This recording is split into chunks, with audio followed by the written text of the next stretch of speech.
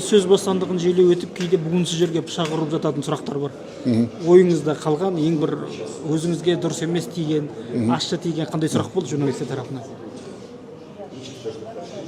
Негізінде саясатпен айналысқаннан кейін кез келген журналисттен түсетін сұрақтар олар бізді мақтайтын емес, ол бізге сын ретінде, сынақ ретінде қоятын сұрақтар. Сондықтан біз кез келген жағдайда түрлі сұрақтарға дайын болуымыз керек, және де мен де түрлі сұрақтарға дайын болып жүрмін ғой.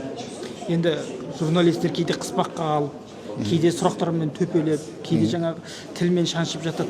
Қатты бір сондай сыналған кезде үйге барып сұрақтан жаңағы арылу үшін, сол бір ойдан шығарып тастау үшін қалай демалудың қандай жолын пайдаланасыз, немесе немен айналысасыз? Мен енді бірінші жыл емес қой, құдайға шүкір, саясатпен айналысатын кішкене тәжірибем бар.